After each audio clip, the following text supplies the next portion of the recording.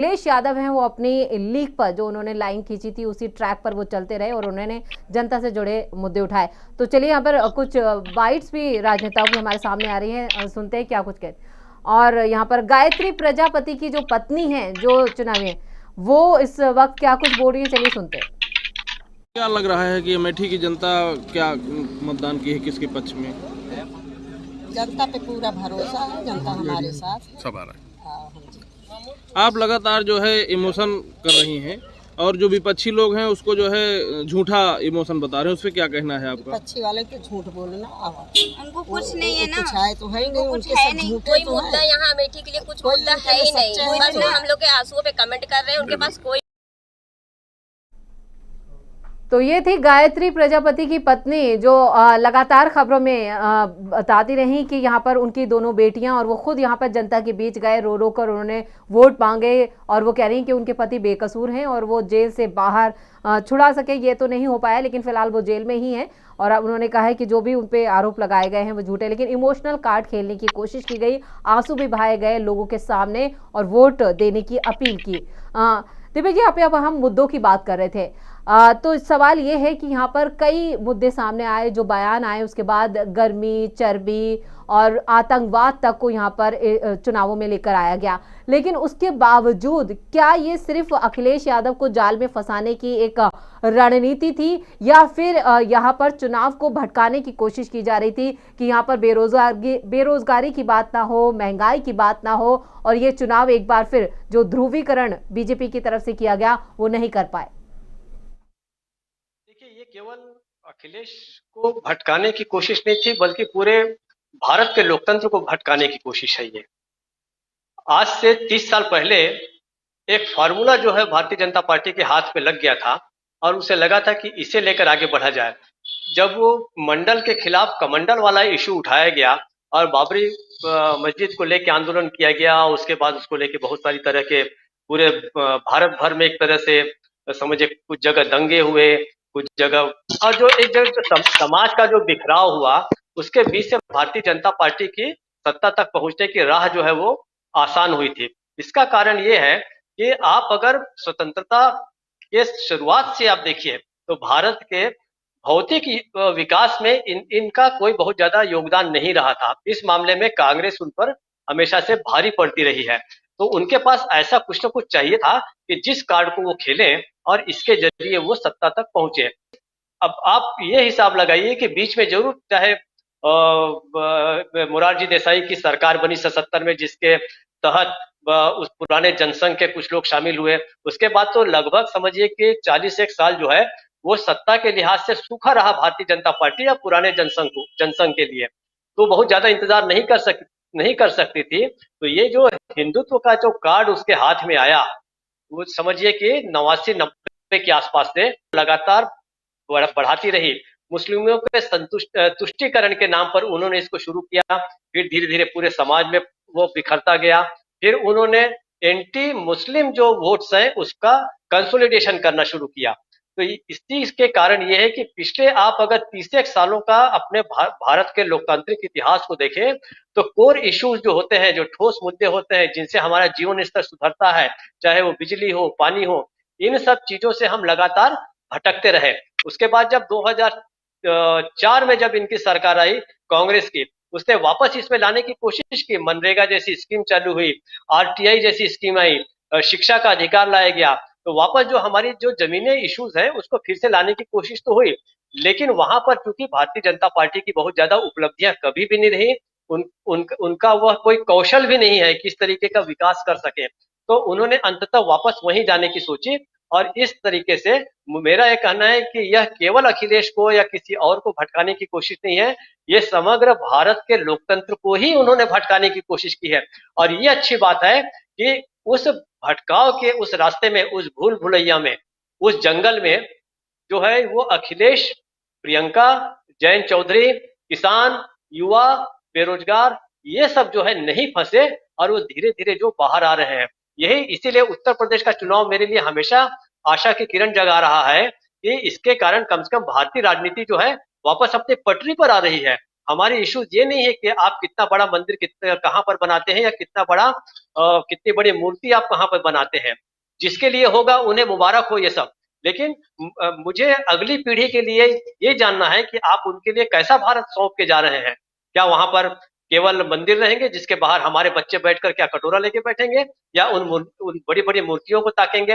ऐसी मूर्तियां किस काम की जो समाज को विभाजित करे और समाज में न तो रोजगार पैदा कर सके, न हमारे किसानों को खुश कर सके। हमारे उद्योग धंधे लगातार चौपट हो रहे हैं। कोरोना काल ने जिस हिसाब से भारत की दुर्दशा की है वो आप देखिए कि लगभग 80 करोड़ लोगों को अगर आपको खाना देना पड़ रहा है, 27 करोड़ लोग गरीबी रेखा में वापस चले गए हैं, तो ऐसा कौन सा भारत है जिसके ऊपर हमें इठलाना चाहिए। भारत के प्राचीन गौरव की ही बात करके आप आज लोगों का पेट तो नहीं भर सकते। हमारे लगभग पूरे देश में बताया जाता है कि कुछ नहीं तो कम से कम 50,000 स्कूल बंद हो चुके हैं। कहाँ जाएंगे हमारे बच्चे? क्या प्राइवेट स्कूलों में पढ़ेंगे? उनके पास क्या इतना पैसा है? अस्पताल लगातार या तो बंद हो रहे हैं या खराब हो रहे हैं। जहां पर अस्पताल है वहां पे डॉक्टर्स नहीं है।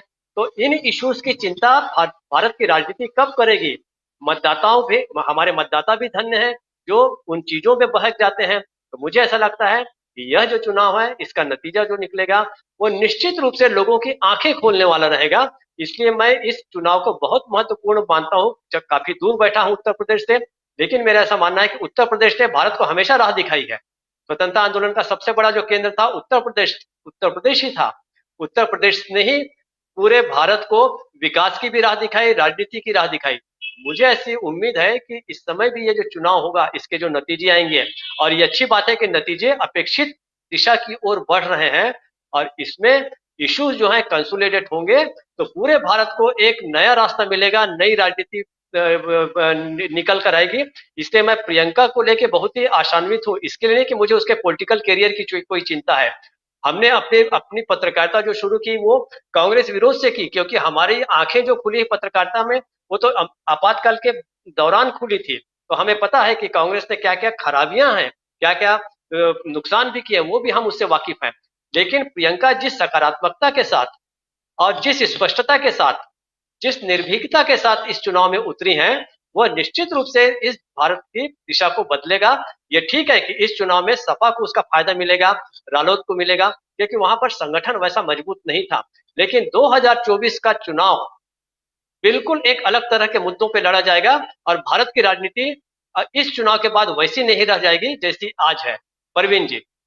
बिल्कुल अंशिता, यहाँ पर दीपक जी ने साफ तौर पे कह दिया है, जैसा लगातार ये भी कहा, जितने भी चुनावी पंडित हैं वो ये कहते रहे कि 2022 का चुनाव जो है वो सेमीफाइनल है और जो फाइनल है वो 2024 का है, और कांग्रेस ने यहाँ पर 2022 की नहीं 2024 की तैयारी की। चलिए अंशिता, अपडेट आ चुका है, हम चाहेंगे कि आप हमारे दर्शकों के साथ अभी का अपडेट जो है वो साझा करें। बिल्कुल, हम बताएं चित्रकूट की, तो मैं आपको बता दूं परवीन जी, जहां चित्रकूट में काफी धीमी चल रही थी मतदान की, वो उसने एकदम से रफ्तार पकड़ ली और वहां पर 25.69% अभी तक मतदान हो चुका है। यानी उसने कौशाम्बी को भी पीछे छोड़ दिया, क्योंकि कौशाम्बी में 25.05% मतदान हुआ है। वहीं प्रतापगढ़ की अगर बात करें तो 20.00% वहां पर मतदान हुआ है। और क्योंकि हम बात करेंगे अयोध्या भी हॉट सीट है, तो वहां पर 24.60% मतदान हो चुका है। यानी जो ये महत्वपूर्ण सीटें हैं, वहीं हम बात करें अगर प्रतापगढ़ की, तो हम बता चुके हैं कि 20 वहां पर, तो प्रतापगढ़ हुआ या अयोध्या हुआ, इन सभी सीटों पर मतदान रफ्तार पकड़ चुका है। जो है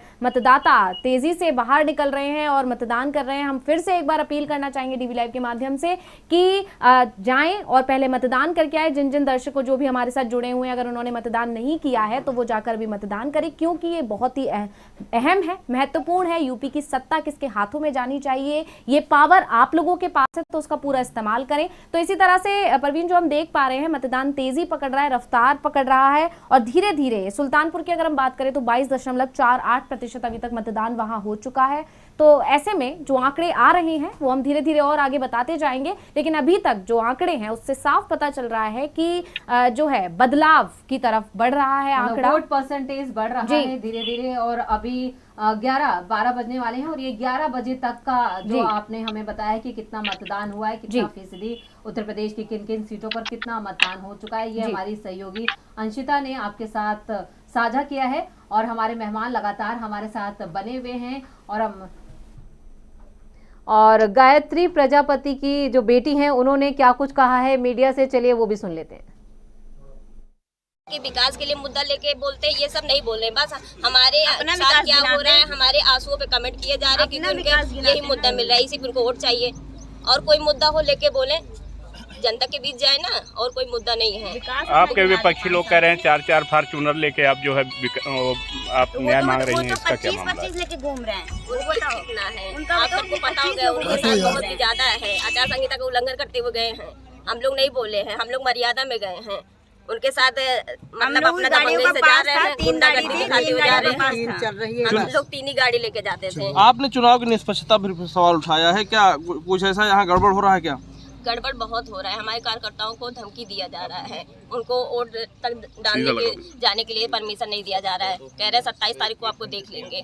27 तारीख के बाद? हाँ, मतलब वही बाद में देख लेंगे। बताइए ऐसा क्यों कर रहे हैं? हम लोग स्वतंत्र हैं, किसको देना है किसको नहीं देना है जनता तय करेगी, आप बताएंगे नहीं किसको देना है। अमेठी की जनता क्या लगता है आपको, क्या निर्णय दे रही अमेठी की है? जनता हमारे साथ है, हमारे पापा ने यहाँ पर बहुत विकास किया है। हम लोग जाते थे, जनता से मिलते थे, वो हमको तो पता नहीं था क्योंकि हम लोग पहले जाते नहीं थे, बच्चे ही हैं। अब जब जाते हैं तो बताते हैं कि आपके पिता ने हमारे साथ हमको बहुत मदद की है, सड़कें दी है, नल दिए हैं, कंबल दिया है, बहुत विकास किए मेरे पापा। तो हमको बताने की जरूरत नहीं, उनका 10 तारीख को पता चल जाएगा नतीजा, वो जनता हाँ किसके साथ थी। तो ये थी गायत्री प्रजापति की बेटी और उनकी जो माता जी हैं वो चुनावी मैदान में हैं अमेठी से सीट पर। लेकिन यहाँ पर जिस तरह से सही कहा उन्होंने, कई चीज़ें जो होती है जो अक्सर कुछ इमोशनल, चाहे वो भावनात्मक तौर पर हो, लेकिन उन्हें मुद्दा बना दिया जाता है। और यहाँ पर भी जब ये रोई, आंसू गिरे, तो उसको लेकर इसे मुद्दा बनाया गया और उसको लेकर उन्होंने कहा हमें रोका भी जा रहा है। चुनाव